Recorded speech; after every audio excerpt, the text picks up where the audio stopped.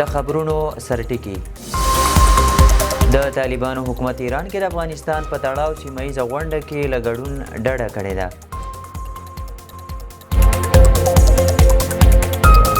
نړیوال بانک یو ځل بیا د افغانستان اقتصاد مخ پر ودې بللی.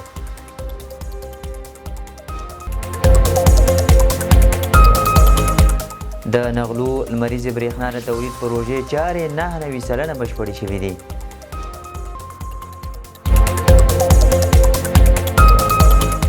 ترکیې یو ځل بیا د پاکستان او افغانستان ترمنځ د اوربند دوام ملاتړ ته چمتووالی ښودلی.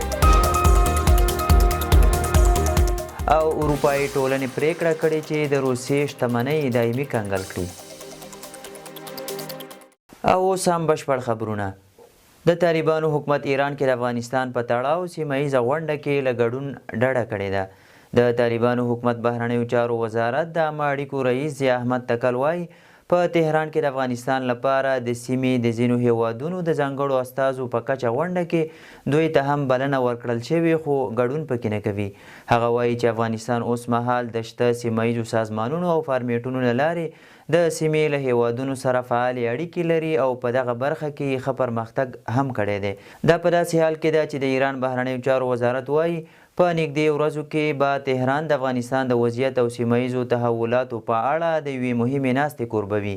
د یاد وزارت واین اسماعیل بقایي ویلي چې دا ناسته د سیمې د هیوادونو ترمنځ د همغږۍ د پیاوړتیا او د ګډو ننګونو د کمولو په موخه پلان شوي چې پکې د افغانستان لپاره د پاکستان، تاجکستان، ازبکستان، ترکمنستان، چین او روسیې ځانګړي استازي ګډون کوي.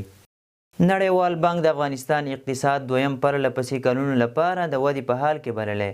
د راپور له مخې د انفلاسیون کچې ټیټوالی او د کورنیو عوایدو زیاتوالی د اقتصادي ودې مهم عوامل په ګوته شوي دي.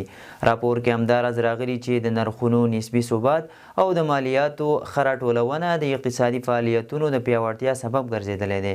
نړیوال بانک زیاتوي چې په افغانستان کې د بیکارۍ کچه شاوخوا 50% ده چې دا په ځانګړي ډول د ځوانانو لپاره یوه لویه ستونزه ګڼل کیږي.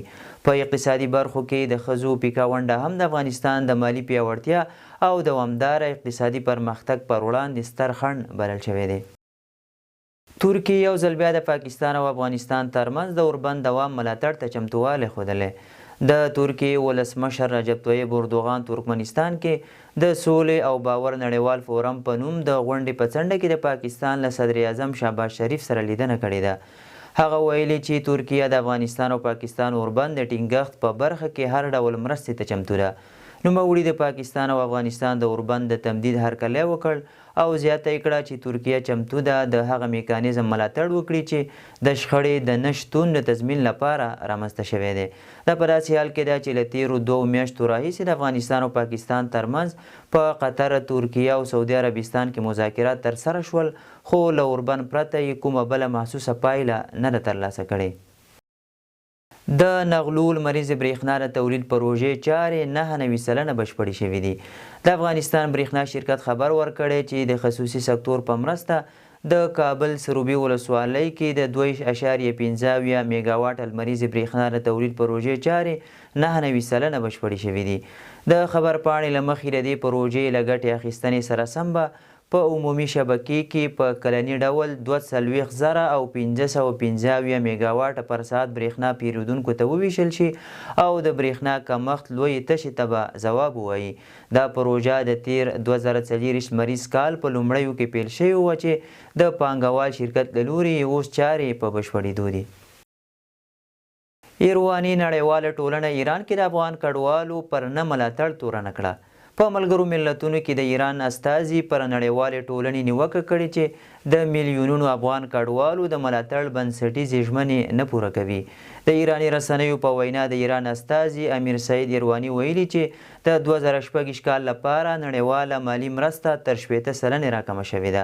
هغه زیاته کړې چې ایران نشي کولی د 6 میلیون افغان وګړو دروند بار یوازې پر اوږو یوسي او دا کار د نړیوالو د مسؤلیت د شریکولو اصل نقضوي.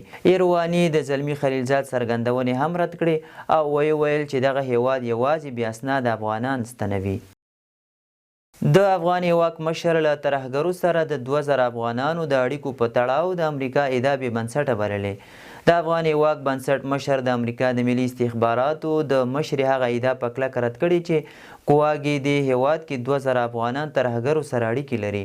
شان وانډایور د پوښتنې په ډول ویلي چې که دا ادعا رښتیا وي نو حکومت ولې له نږدې یو کال راهیسې دغو کسانو ته د پاتې کېدو اجازه ورکړې او ولې شواهد نه وړاندې کوي. نوموړي دا څرګندونې بې بنسټه بللي او له امریکایي چارواکو یې د کره شواهدو او نومونو د وړاندې کولو غوښتنه کړې ده. ټرمپ د افغانستان په ګډون د یو شمېر نورو هیوادونو پر وګړو ویزې بندې کړې او همداراز یې د کډوالۍ هر ډول پروګرامونه تړلي دي. د اقدام وروسته له هغې وشو چې څو اونۍ وړاندې د رحمان الله لکنډوال په نوم یو افغان په واشنګټن کې د ملي ګارډ پر عسکرو ډزې وکړې. اروپایي ټولنې پریکړه کړې چې د روسیې شتمنۍ دایمي کنګل کړي. اروپایي شورا د یوې اعلامیې په خپرولو سره ویلي اروپایي ټولنې پریکړه کړې چې د روسیې شتمنۍ دایمي کنګل کړي. د دې پریکړې څخه د مخه د روسیې شتمنیو کنګل په هرو 6 میاشتو کې د یادې ټولنې د ټولو ویشو غړو هیوادونو مشترک رضایت ته اړتیا درلوده.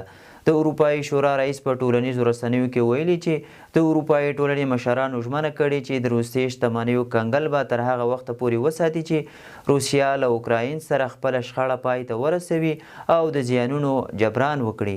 د اروپایي رسنیو په حواله د روسیې د مرکزي بانک شاوخوا 210 میلیارډ یورو په دې پریکړه کې ښکېل دي. کیم جونګ اون د روسیې له ماموریت څخه د راستنو شوو سرتیرو هرکلی کړی.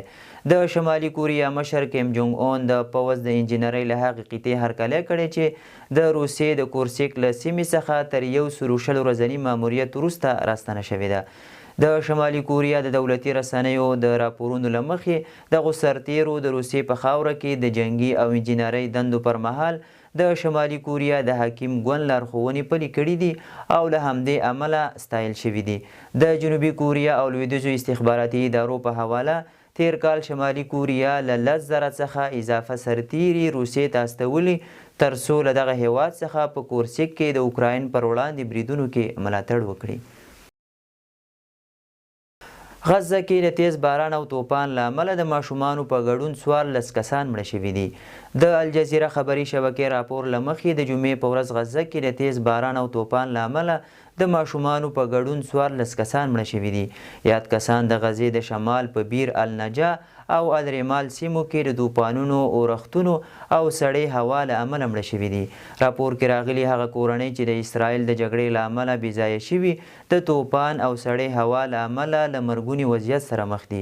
په ورته مهال مرسته رسونکو بنسټونو او ملګرو ملتونو په 211 کمپونو کې د سلګونه زره بېځایه شوو وضعیت په اړه خبرداری ورکړې. د شال ټلویزیون قدرمن لیدونکو دا او د دې مهال لنډ او مهم خبرونه تر بیا ښه وخت.